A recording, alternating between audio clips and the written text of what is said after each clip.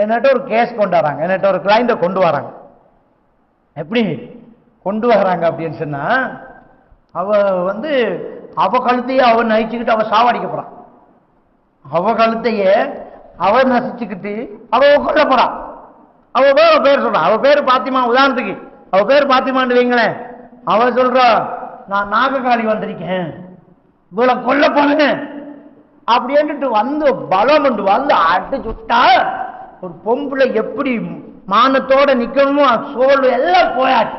அப்படியே நிக்கிறான். ஆம்பளைங்களால கூட பிடிக்க முடியல.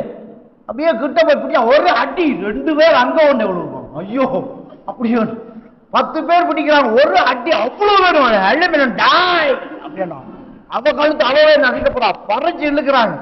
அப்படியே மந்திரவாதி கிட்ட போறாங்க. மந்திரவாதிகிட்ட போய் ஒரு மௌலைட்ட போய் அவர் தண்ணி எடுத்து ஓதி ஓதி ஓதி ஓதி கிட்ட போய் அந்த தண்ணி கோப்பையை பறிச்சு அவர் தலையில போட்டு உடைச்சு மவனை அந்த ஆளு இது பயங்கர சின்னு ஓடிட்டாரான்.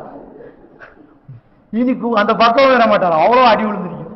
அப்படியே போய் அந்நிய மத ஒரு குருவுக்கிட்ட கொண்டு வைக்காங்க. அந்த ஆளு கூடவே உருவி வலுவலன்னு வெளுத்து விட்டுட்டாய்வ. யாராலை கிட்ட நெருங்க முடியாது. கடைசியில் நம்ம ரேடியோவில் ஒரு பயானை கேட்டு நம்ம நம்பரை எங்கேயோ தேடி எடுத்து கால் பண்ணி ஊருக்கு கொண்டு வந்துட்டாங்க. வந்தா இருக்கிறாங்க.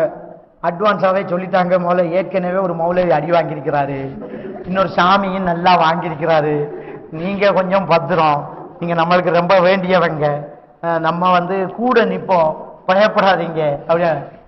இந்த தொழிலுக்கு வந்தது இந்த பயந்துக்கு இல்லை, நீங்க எல்லாம் வெளியில நில்லுங்க, நான் சமாளிச்சுக்குவேன் அப்படி நமக்கு தெரியும்.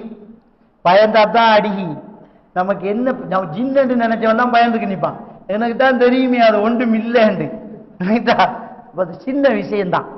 அது அவ போற சத்தத்தை விட நான் இன்னொரு ஐப்பிச்சு கூட்டி போடுவேன். நம்ம சத்தம் போறதுல பெரிய கில்லாடி தான். போட்டா அவ பாப்பா இவனுக்குள்ள பயங்கர ஜின்னு இருக்கும் போல கிடக்குது, அப்படியே அடங்கி நின்றுருவான். சின்ன விஷயம் இது. அப்ப ஆள் அப்படியே இருக்கும்போது ஆளை என்ன செய்யறேன், சும்மா பேசுறேன். சும்மா என்னம்மா இன்னும் ஜின்னு வரல, ஜின்னு வரதுக்கு முன்னாடியே பேசி கதைச்சி ஹிப்னோட்டிசம் பண்ணியாச்சு.